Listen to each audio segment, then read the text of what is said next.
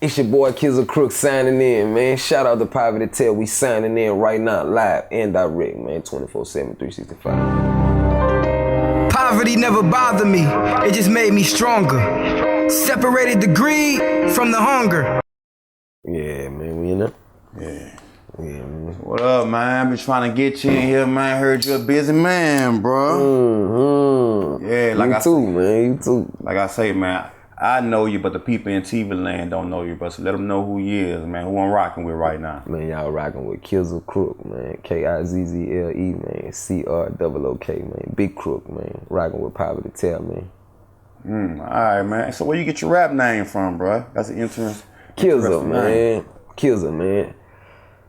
My homeboys always called me Kizzle. I'm beyond. That was a nickname from the family. You know, they called me BK, and so that started with the Kizzle. But I ended up rapping with Wook, man. Me and Wook when I first started rapping, man. Shout out my dog, man. AA Studios. That's how that Kizzle went from just Kizzle to man Kizzle Crook, man. I kind of, you know, it bled into, you know, that's what it was. Okay. Yeah, most definitely. So how long you been rapping or just doing music in general? Man, I'm gonna say I've been doing at least about seven plus, man, to be honest. 7+ years that I've been, and I'm gonna say 1 year that I've really been taking it serious. Like, I did music a long time and just never took it serious to the point where I thought I could do something with it, you know? All jokes aside, yeah. So what made you start taking it serious? Was it a response from a song or? Man, it was a response from a group of, you know, like a group. It wasn't just one, you know, one song. It was just a response to people, like, they believed in me, you know, like, you know, that was like a epiphany I had, you know, like, say, man, you need to try to do something with it just because some people believe in you. Why would you, you know, give up a dream if other people believe in you, you know, straight like that. Now, how would you say Baton Rouge then shaped you, like your way of thinking? Growing up in Baton Rouge, man. I learned in Baton Rouge, man, you gotta, I'm gonna say, think before you act, you hear me? Because I know a lot of situations people be in, like I say, they in it because they didn't just think. They didn't just take that one little split second to just think twice, you hear me? And if you think twice, I promise, man, you'll see the bigger picture, like, instead of just going with your moves sometimes, you know, like, it's bigger, like, because I feel like stuff didn't, in this Baton Rouge music scene, I'm gonna say like that, it's so segregated, it's so, you know, difficult to just come together that if people feel like you just gotta go with your moves sometimes. Instead of just calculating your steps, I feel like sometimes you gotta sit back and think. Like I say, man, everything ain't for you, you hear me? Like, so timing is everything, patience is everything. I learned a lot in Baton Rouge. Like I say, I feel like a Baton Rouge rapper, man, can go anywhere and make it, man. Like, because I grind relentless because it's so hard to make it. Like, the ones that made it, they did so much to get it. Like, I ain't gonna say like, I don't know one that was just an overnight celebrity. I'm gonna keep it all the way G. You know, like,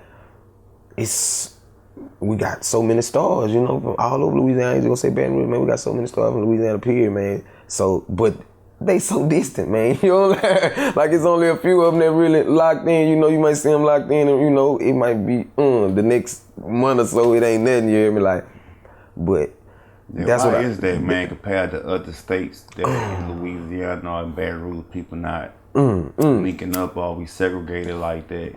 Man, You think I feel like because of different beefs? I'm gonna keep it all the way G. I don't even think it's cause they got certain groups that's beefing. I ain't even gonna sleep on that, you know. But I feel like music industry wise, as far as the artists that haven't made it, it's pride to me. I'm gonna keep it all the way G, man, because it don't take but a second to just, you know, like, I done reached out to rappers and they done price themselves out the game, you know, like, just like, and I know you know who do, so I just let that go, you know, like, because I know patience. Like I say, that might not have been the right time, but they were on there just like, I get a little and then it be like, it's nothing. So I feel like it be a lot of pride, man. It's just everybody, like, people stuck in their ways. Like, you know, you gonna rock with who you rock with, period, point blank, man. I ain't gonna say no, you know, and I ain't gonna say nothing wrong with it, but I ain't never gonna say it's right to not go outside of your means, you know, because you never know what you could accomplish if you just step outside that little box, you hear me? Like, straight like that. You hear me? Like, a lot of people just in their box and they good with what they got in their box.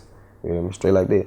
Okay. That's Baton Rouge. That, to me, it's a box. You hear me? Like, it's only a few of them made out that little box, like I say.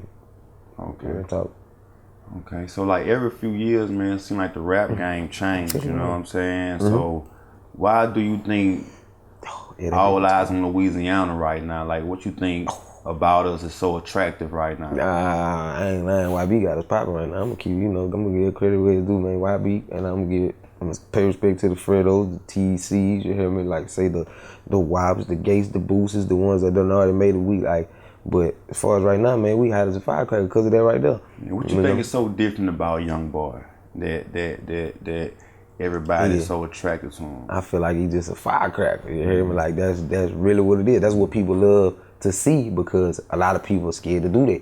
You hear me? So when you see the guns or you see the diamonds or you see the flaws, a lot of people will not accomplish that. A lot of people feel like they can't do it. A lot of people can, but don't, because they don't try, they just like to see it. So when you see a young kid, coming up and he got a nice following, and he doing his thing, he shining. Why wouldn't you, controversy going into that too, because people love controversy. So with that being said, everybody know about that, but that's what it is. Okay. Could you see y'all doing a song in the future? Have y'all ever crossed paths with each other? Yeah, we could do one, most definitely. I ain't sleep on none of that, like I say. Cause music is what it is. I ain't lying. I want to make time with music, period. Like that's what I'm in this game for. Like I say, when I'm dead and gone, I still want my music to reign, man, period. That's the goal, man. So when it comes to recording, man, like, do you record a little or do you record a lot? Man, I don't record a lot. Like, I'm not gonna go in the studio and get a 5-hour block session. I'm gonna get the beat. Like I said, I'm gonna get the beat and I'm gonna probably write to it on the way to the studio. Probably just, probably get the beat about 12 o'clock that evening and I'm gonna call and hey, I'm coming to the studio tonight. And I'm gonna do that song because I just like doing fresh music. Like, I feel like I ain't gonna feel like this tomorrow. So if I write a song yesterday, I ain't gonna feel like that today. So that's how I feel, like I ain't just finna lock in. If I lock in, it's for joint project. We might get in there and just cause we don't know or I ain't got the beat or we finna do the beat together or something like that. But as far as me doing music, I'm finna, I just go to the studio 7 times, do 7 songs, do 10 songs, like that. And I'm gonna keep doing, I might go in there and do 2 songs, but okay. That's my studio, that's my routine. Well, like, what are some of the setbacks you done had so far? Music-wise? Yeah, music-wise, or just in life? My biggest one was incarceration. Speak on it. Yeah, my biggest one was incarceration, like I say. That was 2013. 2013. Okay. Caught a 5-year joke, did 24 months. Came home for a couple months, went back for another year. So for people who like at home and like might not understand what that mean when you say I caught a 5-year joke and I did 24 months. Can you kind of break that down? Oh yeah, most definitely. Look, moms, I'm gonna call you right back. Mom, I'm in the interview. I'm gonna call you right back. But 5-year jokes. Like I ended up getting a 5-year sentence and a 5-year sentence for home invasion. 5-year sentence and I had to do 24 months. You had to do it was unaggravated, broke it down. 24 months was 24 months on 5 years. So 60 months. You did a percentage of that time and I ended up doing, I think it was 22 months, 17 days on that. Then came home and then went back for another 12 months. That's my setback.